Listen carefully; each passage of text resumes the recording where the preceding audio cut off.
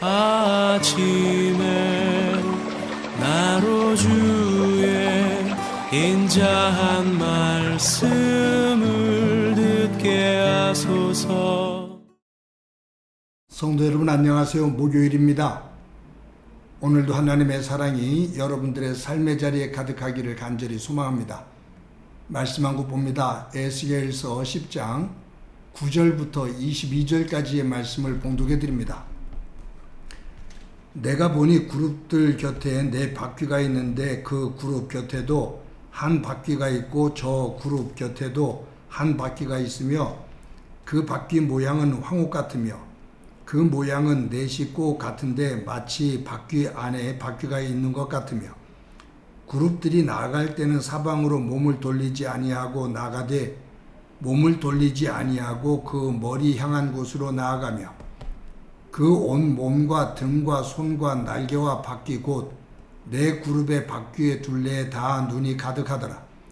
내가 들으니 그 바퀴들을 도는 것이라 부르며 그룹들에게는 각기 네 면이 있는데 첫째 면은 그룹의 얼굴이요 둘째 면은 사람의 얼굴이요 셋째는 사자의 얼굴이요 넷째는 독수리의 얼굴이더라. 그룹들이 올라가니 그들은 내가 그 발 강가에서 보던 생물이라. 그룹들이 나아갈 때는 바퀴도 그 곁에서 나아가고 그룹들이 날개를 들고 땅에서 올라가려 할 때에도 바퀴가 그 곁을 떠나지 아니하며 그들이 서면 이들도 서고 그들이 올라가면 이들도 함께 올라가니 이는 생물의 영이 바퀴 가운데에 있음이더라.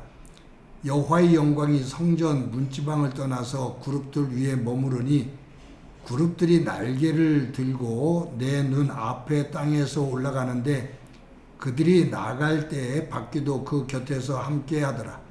그들이 여호와의 전으로 들어가는 동문에 머물고 이스라엘 하나님의 영광이 그 위에 덮였더라. 그것은 내가 그 발 강가에서 보던 이스라엘의 하나님 아래에 있던 생물이라.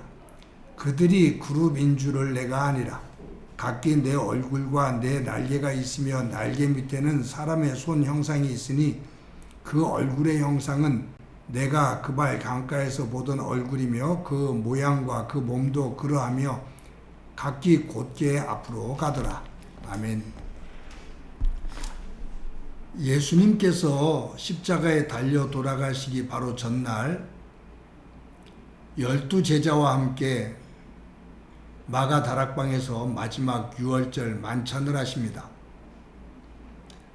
제자들에게 떡을 떼어주고 잔을 나누게 하신 이후에 너희들이 나를 다 배반할 거다.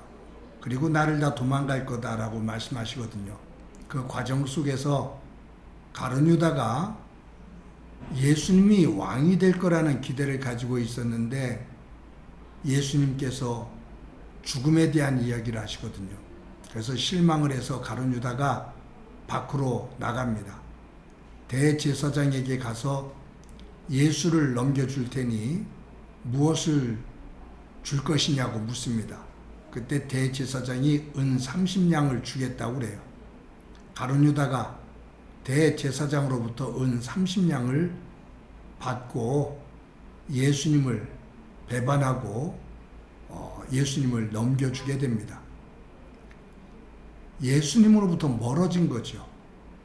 정서적으로도 멀어지고 거리적으로도 멀어지고 믿음 안에서도 멀어졌습니다. 결국은 예수님으로부터 멀어진 가룟 유다는 스스로 목숨을 끊고 맙니다. 이 세상에서 가장 추한 이름 가운데 대명사적인 대표적인 이름이 되죠. 예수님의 제자 가운데 베드로가 있습니다. 예수님께서 너희들이 다 나를 배반하고 도망갈 거다 라고 말을 할 때 베드로는 다른 제자들은 다 주님을 배반하고 도망을 가도 저는 죽으면 죽었지 도망가지 않을 겁니다. 배반하지 않을 겁니다.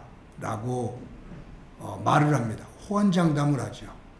그런데 예수님께서 십자가에 달려 돌아가시는 그 과정, 그 병사들에게 잡혀서 끌려가실 때 그때 누가는 그 베드로의 모습을 뭐라고 기록하고 있냐면 베드로가 병사들에게 잡혀가는 그 예수님으로부터 멀리 서서 멀리 떨어져서 따라갔다라고 말해요. 예수님으로부터 멀리 떨어져 있었다라는 것을 누가는 강조하고 있습니다. 이것은 뭐냐면 베드로가 주님과 함께 죽으면 죽었지 배반하지 않을 겁니다 라고 호언장담했지만 베드로는 두려움 속에서 예수님과 거리 간격을 둔 거예요. 예수님과 전혀 관계가 없는 사람인 것처럼 보이려고 했던 거예요. 결국 예수님으로부터 멀리 떨어져 있던 이 베드로는 대제사장의 집 여종인 한 계집 아이가 묻는 질문에 나 예수를 모른다고 3번이나 부인을 하게 됩니다. 이런 것을 보면 가룟 유다도 그렇고 베드로도 그렇고 예수님으로부터 멀어지기 시작하면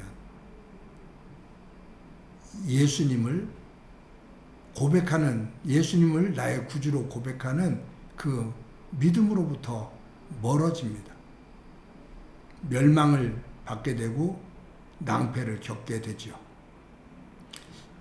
여러분, 이스라엘 백성들 가운데 왕, 제사장, 백성들, 그들 모두가 하나님과 가까이 했던 사람들입니다.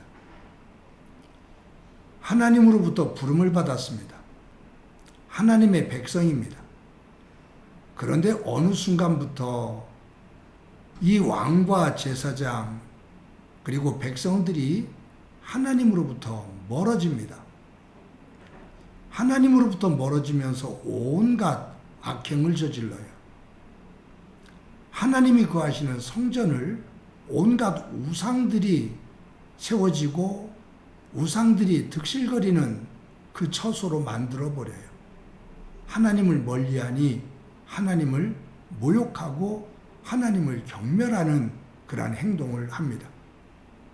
하나님을 믿고 하나님의 백성이라고 말하는 사람들이 하나님이 거하시는 성전을 우상의 터전으로 만드는 거죠. 사실은 하나님으로부터 멀어지니까 이런 영적인 부분이 혼탁해진 겁니다. 그런데 이 에스겔서를 읽다 보면 두려운 마음이 드는 게 있어요. 뭐냐면 하나님이 이 성소, 지성소 안에 거하셨거든요. 그런데 에스겔서 9장 3절과 10장 18절에 보면 하나님의 영이 지성소에서 떠나서 성전의 안뜰에 거하십니다. 그런데 오늘 본문에 보면 하나님의 영이 성전 입구 동문에 거합니다. 그러니까 이 지성소로부터 자꾸 멀어지는 거예요. 지성소에서 머물던 하나님께서 자꾸 멀리 성전으로부터 자꾸 지성소로부터 멀어지시는 거예요. 나중에 11장 23절 에스겔서 11장 23절을 보면 어떤 내용이 나오냐면 여호와의 영광이 성읍 가운데에서부터 올라가 성읍 동쪽 산에 머물렀다. 그러니까 성전에서 완전히 나가셔요. 여러분, 우리 한번 이 에스겔서를 읽으면서 그런 부분에 있어서 한번 주목해서 보자고요. 하나님은 성전 지성소 안에 계십니다. 하나님의 영광은 지성소 안에 머무십니다. 그런데 이스라엘 백성들이 악을 행하며 하나님의 성소를 더럽힙니다. 하나님이 그곳에 거하실 수가 없을 만큼 온갖 악행을 행하십니다. 하나님께서 지성소에 나오셔서 성전 뜰 안, 그곳으로 오십니다. 그런데 그곳에서도 계실 수가 없어서 성전 문지방을 지나 동문, 그러니까 성전의 입구가 동쪽이거든요. 동문이거든요. 거기까지 나오십니다. 그런데 거기에도 계실 수가 없어서 계시기가 싫어서 성전에서 완전히 떠나 성읍 동쪽산으로 이동하십니다. 그러니까 성전의 지성소로부터 멀어지시는 거예요. 그런데 하나님께서 이 성전으로부터 자꾸 하나님께서 멀어지시는 그 모습, 그 결과는 뭐냐 하면 성전의 멸망이에요. 이스라엘의 멸망입니다. 사랑하는 성도 여러분, 하나님은 거룩하신 분입니다. 하나님은 거룩하신 분이기 때문에 죄가 있는 곳에, 악을 행하는 곳에 머무실 수가 없습니다. 아니, 머무시지 않습니다. 내가 거룩하니 너희도 거룩하라 라고 하나님께서 우리에게 말씀하십니다. 우리의 삶의 터전이 하나님이 거하시는 성전이라고 말씀하시는데, 그 하나님이 거하시는 성전에 우리의 삶의 터전을 온갖 세상의 것들로 가득 차 있고, 우리의 욕심과 우리의 미움과 우리의 욕망으로 가득 차 있는 그곳에 하나님께서 거하시기를 원하고, 하나님께서 더 많은 것들을 도와주기를 원한다면 그거는 이기적인 생각입니다. 그것이 이스라엘 백성들이 하나님을 내가 믿는다고 말하면서 성전을 온갖 우상들로 가득 채운 것, 온갖 음행으로 가득 채운 것, 그러면서도 하나님을 믿는다고 말하는 것과 다를 바가 없죠. 사랑하는 성도 여러분, 우리가 지금 9장, 10장, 이제 11장에서도 이런 내용이 나온다고 말씀을 드렸습니다만, 하나님께서 우리로부터, 나로부터 자꾸 멀어지시는 그러한 삶이 아니라 하나님께서 기뻐하시면서 내 삶의 중심 안에 거하실 수 있는 그러한 삶을 살고, 그 위에 하나님께서 주시는 복이 충만하기를 간절히 소망합니다. 한번 기도합니다. 하나님 감사합니다. 오늘도 귀한 날 주신 것 감사합니다. 성경을 보면 이스라엘 백성들이 하나님의 백성이라고 말을 하면서도 온갖 악을 행해 하나님께서 성전으로부터 자꾸 멀어지시는 모습을 봅니다. 그리고 그 성전이 멸망당하는 모습도 우리가 보게 됩니다. 우리의 삶이 하나님께서 멀어지시는 삶이 아니라 내 삶 속에 하나님께서 기뻐하시는 것들로 채워져 하나님께서 기쁘게 머무시는 복된 삶이 되도록 은총 베풀어 주옵소서. 하나님 함께해 주시리라 믿고 예수님의 이름으로 기도드립니다. 아멘.